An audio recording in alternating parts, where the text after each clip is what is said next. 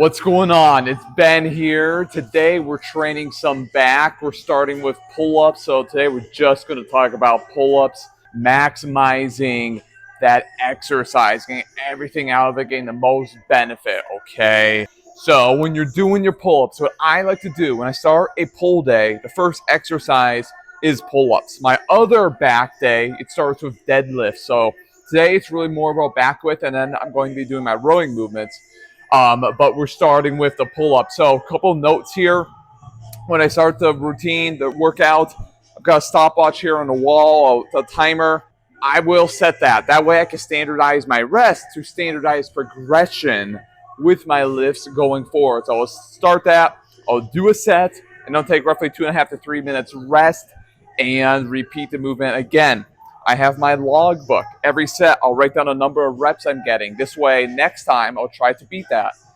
And it gives me something to focus on, okay? So log your workouts, time your rest periods is really going to help you with progression. Now, I just did my second set, and we're going to roll some B-roll here, some overlay for each set.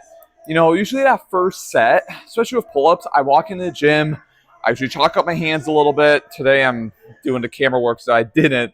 But I chalk up my hands just so that if my hand's like a little sweaty or something, I'm grabbing that bar. There's no limiting factor other than my back muscles that I'm trying to train my lats, right? When you do pull-ups, I like to keep my body more up and down. And what I mean by that is, if you can see in this camera angle, I'm not arching my back way back as I pull myself up. I'm more straight up and down. And I really can feel in those back muscles that create the back width, okay? Now I try to bring my forehead towards the bar. Your chin doesn't necessarily have to go over the bar. Now your body's kind of doing something like this. We're kind of curving over. That's not really training our lats anymore. Who says that is, right? Think about bringing that forehead towards the bar, and you can see that those back width muscles working, which is what we want. Okay, so I don't care if my forehead clears the bar, my chin clears the bar or not. When I do chin-ups, underhand grip, I try to think of bring my chest up towards the bar. But when I am doing standard regular pull-ups, it's forehead towards the bar. And I feel a nasty pump after one set. And I take every set to failure with good form. Okay, so no herky-jerky swinging reps, guys. If you're doing that, you're not doing it right, okay? My first set, body weight, I got 9 reps. I've been doing pulls for years, and I did 9 reps when I was freshest. Guys, it's so much tougher when you do it like this, okay? So use good form. Even video your workouts from time to time. This way you can review the footage later, see how your form is looking. Because sometimes what you think in the mind and what's actually occurring with each repetition, each set, is a lot different. So this way you can scrutinize your form and critique things later. I do that often myself. That's why I get so much footage when I am training, okay? So these are just some tips for you as you do your pull-ups. Now, I like to do cluster sets. What is that? Well, I have to do 40 reps of pull-ups before I move on, okay? So I did 9 set 1. I did 8 set 2. So then I'm at 17. I'm just going to keep doing as many sets as it takes to get the 40 reps for a 3-minute rest period.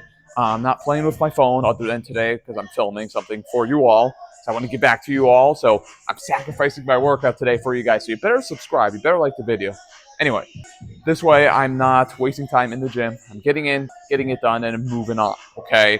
So no swinging reps. Chances are if you're getting 15, 16, 20, 20 plus reps a set, you're swinging at the bottom. You're using a lot of momentum. You're probably not even stimulating the muscle anywhere near maximally, okay? So use good form, go to failure. I go for a full stretch, all right? And then I feel strong on the way up, controlled on the way down. No super slow reps either, okay?